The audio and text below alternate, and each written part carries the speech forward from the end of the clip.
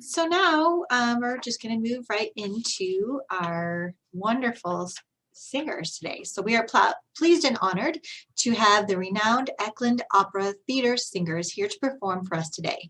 They have joined us many times in the last few years to delight us with excerpts from programs, both classic and contemporary. The Eklund Singers are an extension of the Eklund Opera program at CU, and they specialize in education, community and audience engagement, student recruitment, and donor awareness. And I would like to introduce Jeremy Rager, who is the program director, and he will take it away from here. Thank you, Jeremy. Hello, thanks so much. I'm Jeremy Rieger, Assistant Professor of Vocal Coaching and Director of the Opera Theater Singers at CU Boulder. I have with me Tyler Paget, who is fresh off of finishing his master's in vocal performance last year and has started the first year of his artist diploma. The Eklund Opera Theater Singers are an elite group of graduate vocal students at CU Boulder, and every year we look forward to performing for you at the Rotary during Valentine's Day week. However, that's changed this year. And performers all across the world have had to tap into their resilience, perseverance, and creativity to find ways to reach audiences during this last year. You will see that we have been working as safely as possible to create, communicate, and grow as artists during this time. And we'd like to share with you some of the innovative ways we have approached our art form during this last year. So we're going to go and start by sharing a video in which each of the 5 singers of the group will introduce themselves, tell you a little bit about why they love performing, why they love the music they sing, and then sing one of their favorite selections. So Tyler, if you don't mind sharing that, we'll launch right into it. Hi, my name is Helen Haas. I'm a mezzo-soprano and I'm an artist diploma student here at CU Boulder. Music is really life-changing and that it really does something for people. I think I love the aspect of working with a team of people and performing. It might not have been the first reason why I had decided to be a performer, but it's something that I have really begun to treasure as the most important and most formative part of my creative process. Ask me, how do I feel? Ask me now that we're cozy and clean. Well, sir, all I can say is if I were a bell, I'd be ringing. From the moment we kissed tonight, that's the way I've just gotta behave. Boy, if I were a lamp, I'd light, and if I were a banner, I'd wave. Ask me, how do I feel? Little me with my quiet upbringing. Well, sir, all I can say is if I were a gate, I'd be swinging. And if I were a watch, I'd start popping my springs. Or if I were a bell, I'd go ding-dong, ding-dong, ding. Ask me, how do I feel from this chemistry lesson I'm learning? Well, sir, all I can say is if I were a bridge, I'd be burning. Yes, I knew my morale was cracked from that wonderful way that you looked. Boy, if I were a duck, I'd quack. And if I were a goose, I'd be cooked. Ask me, how do I feel? Ask me now that we're fondly caressing. Pal, if I were a salad, I know I'd be splashing my dressing. Ask me how to describe this whole beautiful thing. Well, if I were a bell, I'd go ding-dong, ding-dong, ding.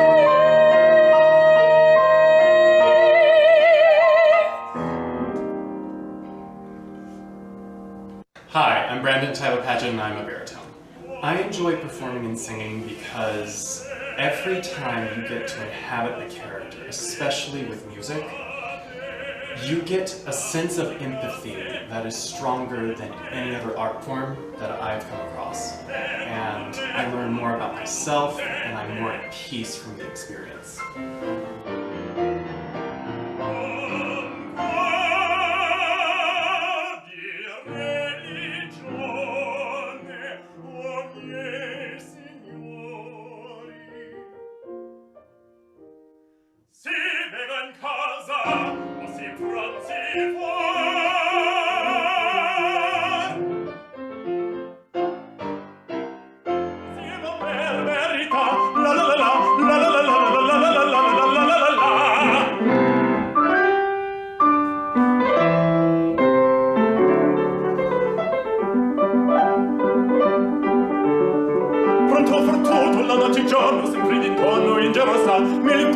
Per un barbiere, dito più nobile non si dà.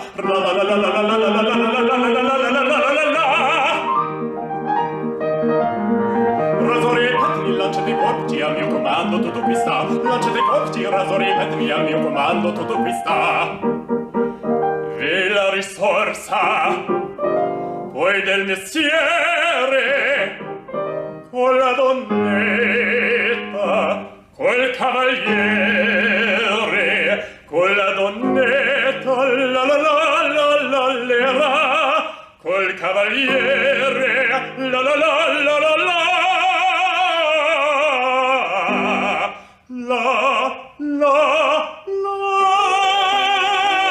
che bel vivere, che bel piacere, che bel piacere. Hello, my name is Erin Hodgson, and I'm originally from St. Paul, Minnesota. I am a second-year Artist Diploma student here at CU, and this is my awesome third year of OTS. It feels like something that I can give to people, and it's a way for me to connect with people in a way that is sometimes difficult for me to do in my personal life.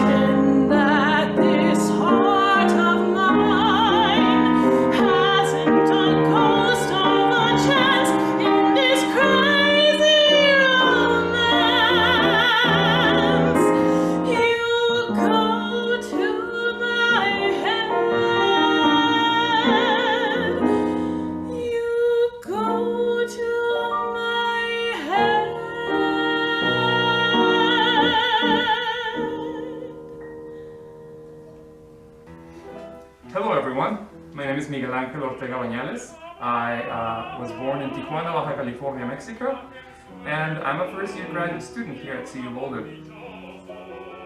I enjoy performing because I think that it gives me the opportunity to connect with other people and to let them know who I am. It makes me feel safe, and it makes me feel empowered to express. And I really appreciate the connection that one can create with an audience. The most important thing for me and what inspires me the most is how people feel when I make music. No puede ser, esa mujer es buena. No puede ser una mujer malvada. En su mirar con una luz singular he visto que esa mujer es una desventurada.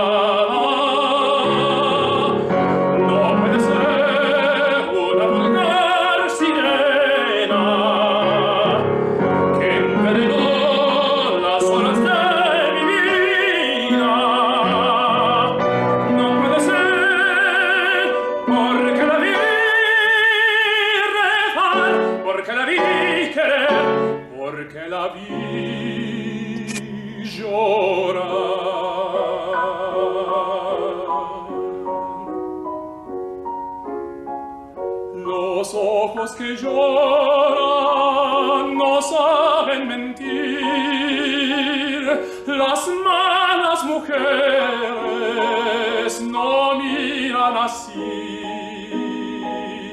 Temblando en sus ojos dos lágrimas vi, y a mí me ilusiona que tiemblen por mí. Que tiemblen por mí.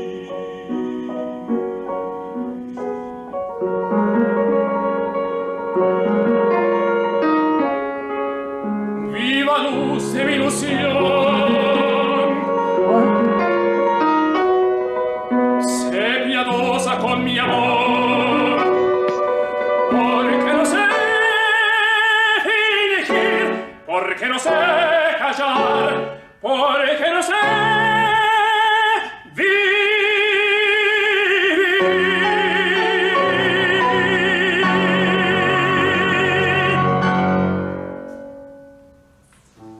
Hello, my name is Christine Marie Lee, and I am a lyric mezzo-soprano. I love romantic music. It feels really cathartic to be able to embody the extremes of human emotion and experience, and to put it all together and put it out there for an audience.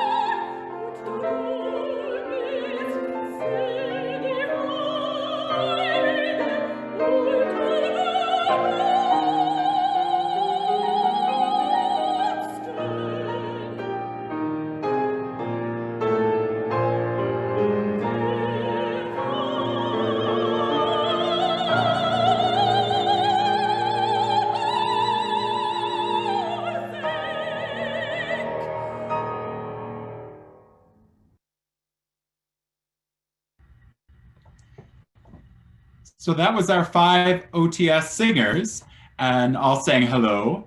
And you might have recognized the set most of them were singing on was the set of our production of Hansel and Gretel, which is currently on CU Presents Digital and is showing through the weekend. So if you don't have any weekend plans and you want to stay warm, check out 3 different casts singing Hansel and Gretel, or check out our Bachelors of Musical Theater show, which is also shown on there.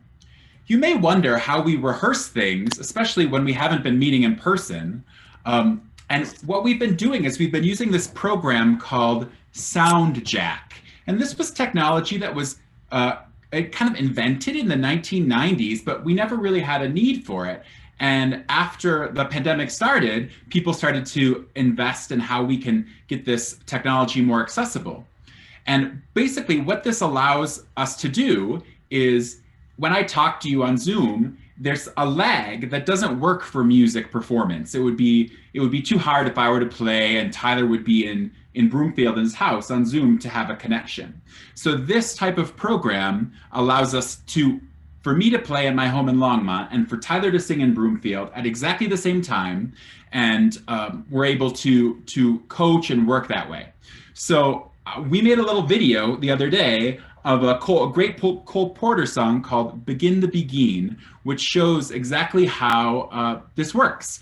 And so Tyler's in Broomfield, and I'm going to be in a little corner. I did a video of myself, and you'll see exactly how this works.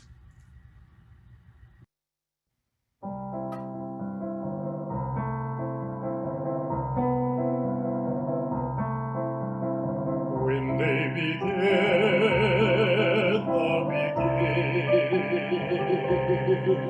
it brings back the sound of music so tender.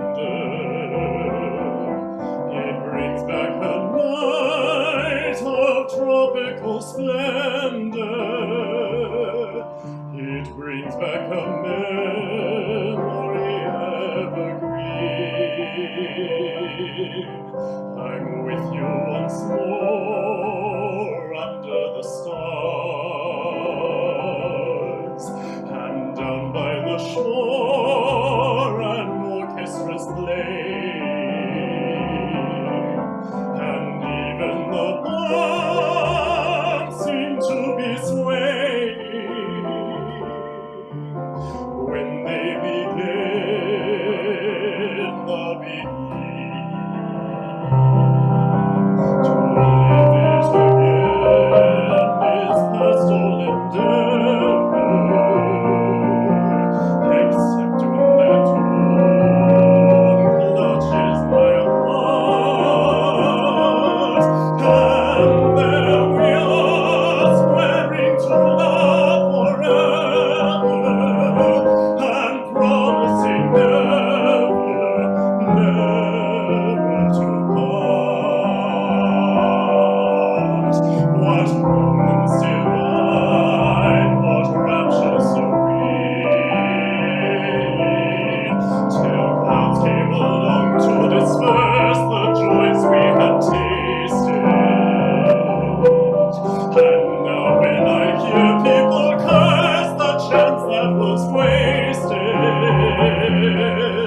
I know but too well what they mean. So let them begin the beginning.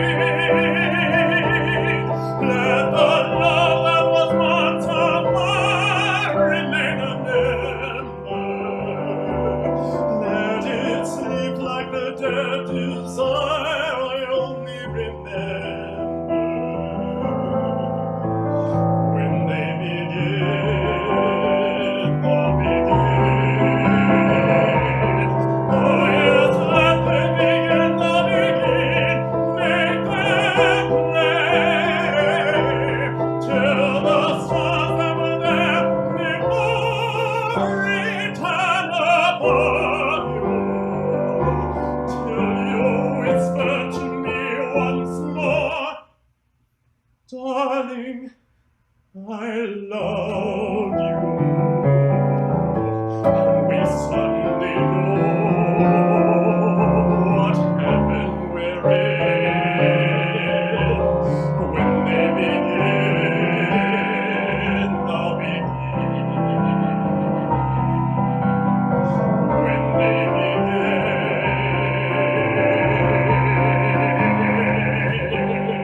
the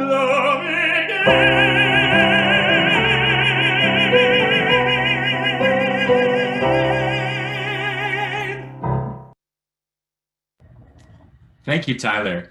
That amazingly was not possible last March to do that. And now we are preparing we have prepared our spring opera, Handel's Agrippina, completely over Soundjack and Zoom. which is kind of mind-boggling to think of. But the students and the faculty have adapted really quickly to be able to do that. And now that we are back to meeting in person, they will be doing masked staging rehearsals on the music that we've prepared this way. In the fall, one of the challenges was how we were going to present our scenes program. And we decided to look at it kind of creatively, and we wanted to make video productions of the opera scenes. So Tyler actually directed a scene from Samuel Barber's opera Vanessa, featuring OTS singers Miguel Banales, and then new master students Kyrie Leybourne and mezzo-soprano Gabrielle Razafin-Yatovo.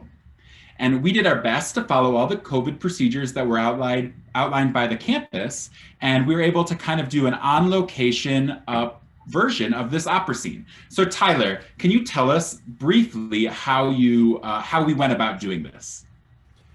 Well, we really had to get creative. So usually we have sessions with Dr. Holman and Dr. Rieger where we talk about the preparation process as a director. And we talk about using books in order to come up with our blocking and how we can disseminate that information to actors and help them to explore their characters more thoroughly. This time, we had to rethink how we go about doing that. So we started with storyboards, which is essentially doing the same thing of creating a tableau on stage and coming up with the flow of telling the story, but this time you're able to change the perspective of the viewer.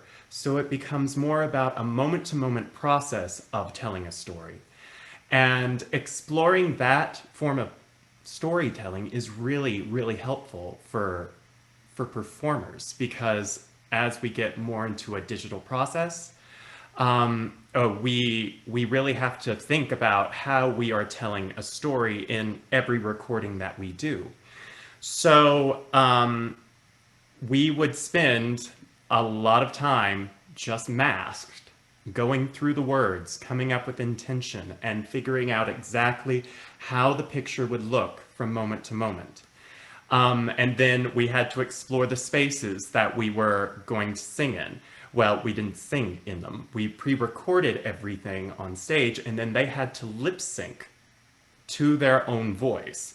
So learning how to explore lip syncing and how to make that a very visceral thing in real time, even though because we get so much impulse emotionally from the act of singing.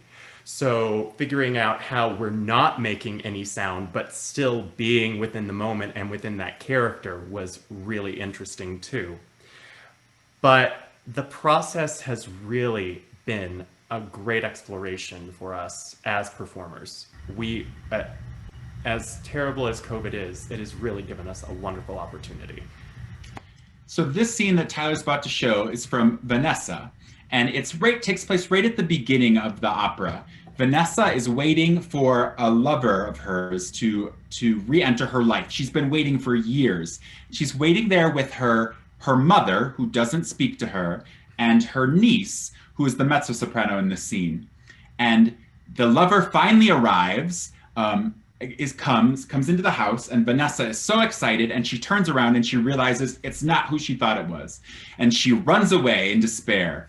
And the niece Erica ends up meeting this gentleman that comes in, and he ends up seducing her over a bottle of wine. And that ends the first scene of the opera.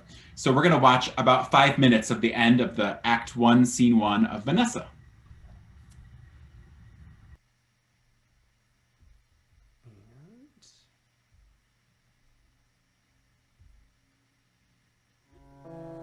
Tell me, Anatole, do you love me?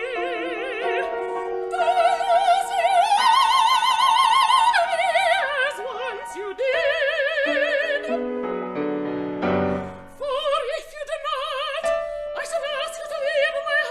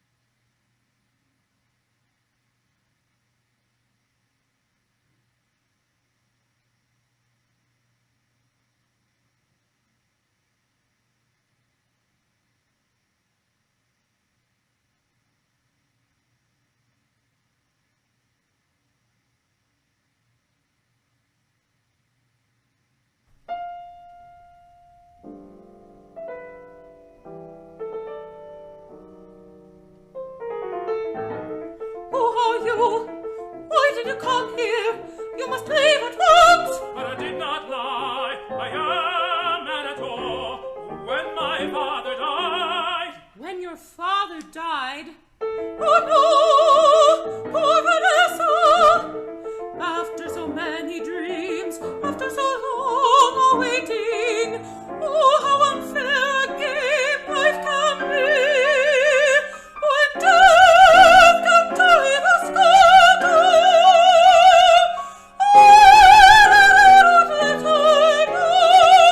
Why did you not write her? Oh, through my youth I heard the name Vanessa. Like a burning flame, it used to scorch my mother's lips and light my father's eyes with longing. Now that I am alone, I am driven here to meet at last the woman who haunted so my house, Vanessa.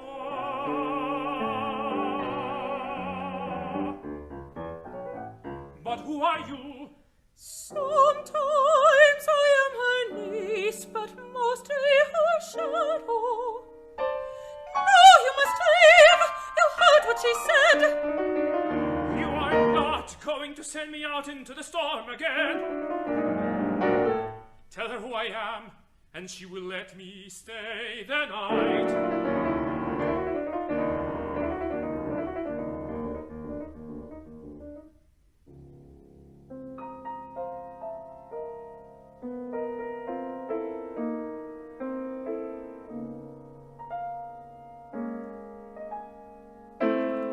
Do not touch it!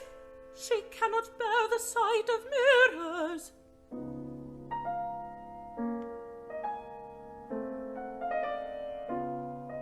Was the supper late for him?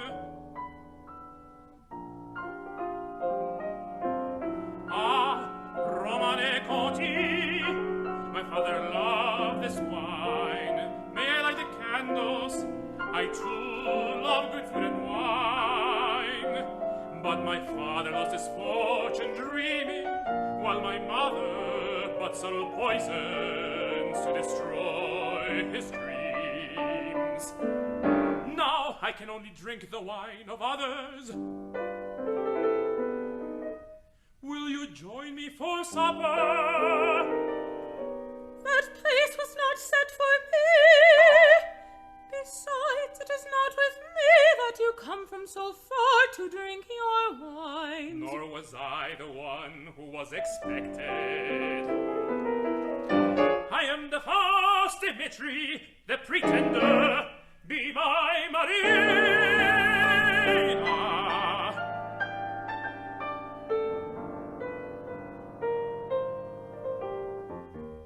You never smile.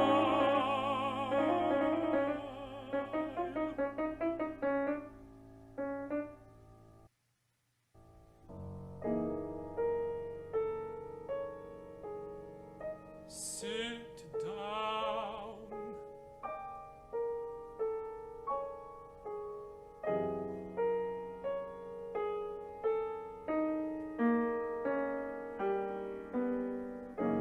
This is a wild and solitary place to pass one's youth in.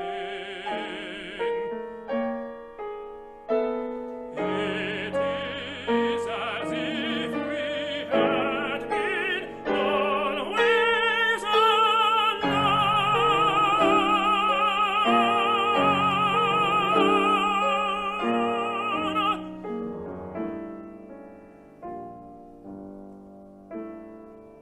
What is your name?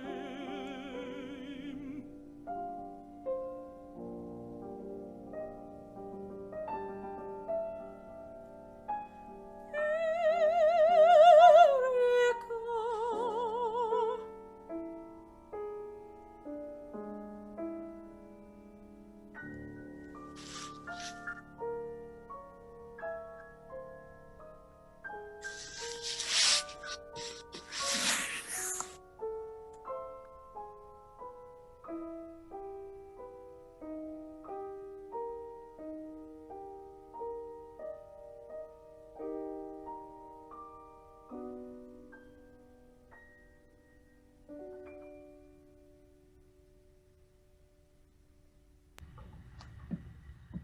Thank you, Tyler. Finally, we had some fun and entertaining audiences through the use of kind of Brady Bunch style video. None of us actually sang and performed together when we made this next ensemble happen. We all recorded separately, and then through video editing and audio editing, we kind of put everything together to make this fun little video. We thank you so much for having us here today, and we hope you have a terrific Valentine's and a healthy end to the winter season. And we look so forward with tons of optimism and hope towards when we can gather and perform for you in person again. So our last selection before we answer some questions is the book report from You're a Good Man, Charlie Brown, performed entirely in different rooms and then put together for your enjoyment.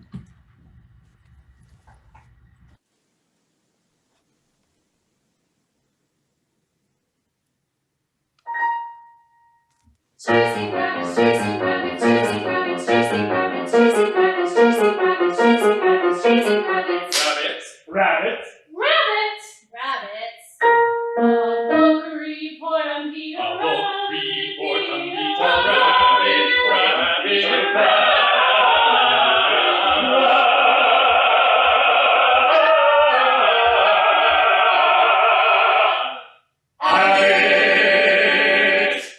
Peter Rabbit is the stupid book about the stupid rabbit who steals vegetables from other people's gardens.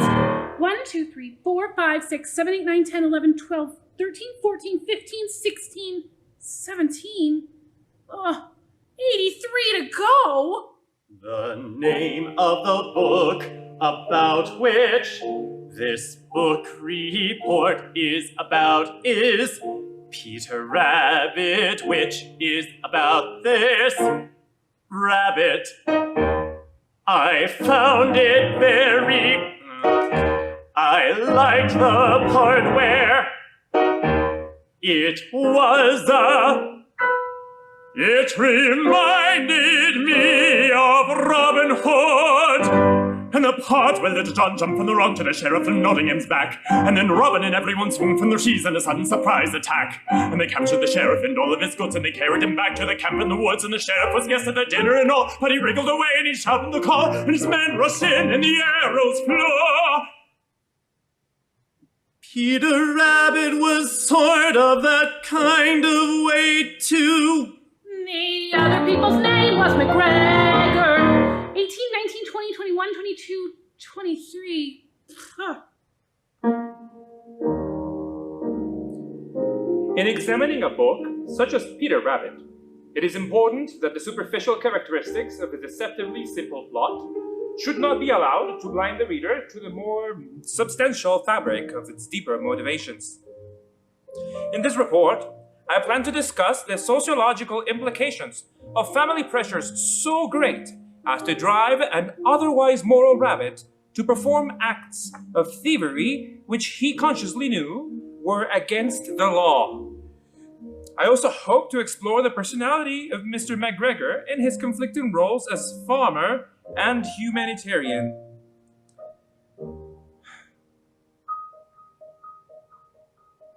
If I start writing now when I'm not really rested, it could upset my thinking, which is no good at all. I'll get a fresh start tomorrow, and it's not due till Wednesday, so I'll have all of Tuesday unless something should happen. Why does this always happen? I should be outside playing, getting fresh air and sunshine. I work best under pressure, and there'll be lots of pressure if I wait till tomorrow. I should start writing now, but if I start writing now when I'm not really rested, it could upset my thinking, which is no good at all. The name of the rabbit is Peter. 25, 26, 27, 28, 29, 30. Ah! Down came the staff on his head, smash, and Robin fell like a sack full of lead, crash. The sheriff laughed and he left him for dead. Oh, but he was wrong. 35, 36, 37, 38, 39, 40. Just then an arrow flew in wind. It was a sign for the fight to be ending, and then it looked like the sheriff would win. Oh, but not for long. Away they ran, just like rabbits who run a lot. As you can tell, from the story of Peter Rabbit, which this report is about.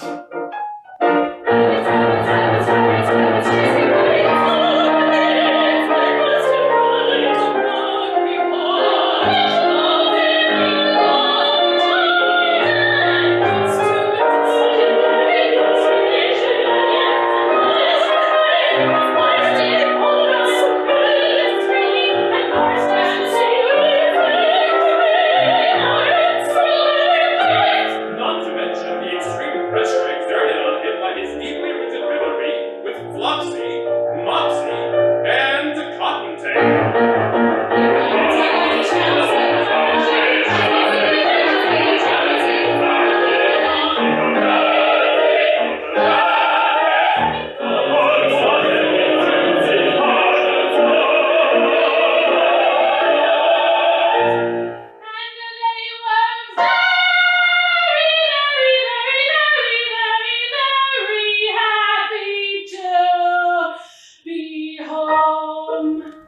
The end. 94, 95. The very, very, very end. Amen. Agreed, what on Peter Rabbit.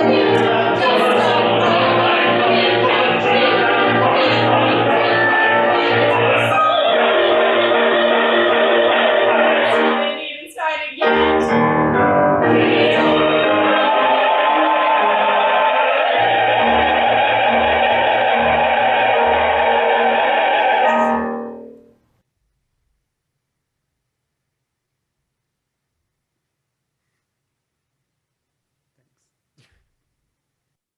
Great, thank you.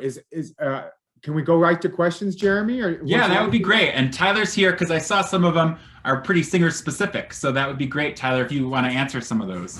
Well, wonderful. Well, we've only got a time for a few of the questions. So would it be all right if I have a couple of people unmute themselves and ask the question? Sounds great. Sounds great. Wonderful, wonderful. Thanks. Bill Anderson, go ahead and ask your question. Sure. Thank you all so much. This is a fascinating presentation. What I wanted you to talk a little bit about is just looking at it, there are sort of four singing ranges among the singers, right? So you've got soprano and mezzo-soprano and tenor and baritone. And I wondered if you could talk just about those ranges and give us a little bit of background for those that aren't super familiar. Sure, I can take that one. Maybe Tyler, you can jump in on the baritone.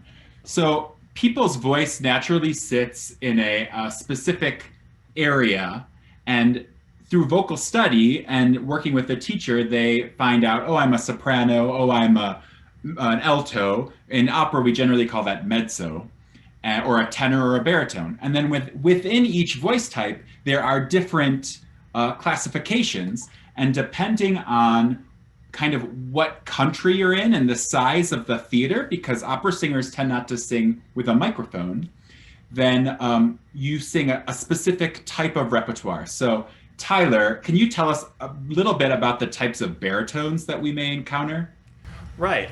So there are, the baritone is kind of a wide swath of the lower range. So you can have higher baritones, which tends to be, they sometimes call them like French baritones, because the repertoire is actually written a little bit higher, because how certain passaggi, or how the voice will transfer throughout a range, is different for a range of people. So higher ranging baritones, I sing a lot of that rep, and then you have bass baritones, which tend to take a lower portion. They have a lot of very elaborate warmth in the lower range, and the show Agrippina is actually written for a bass baritone, more of that range.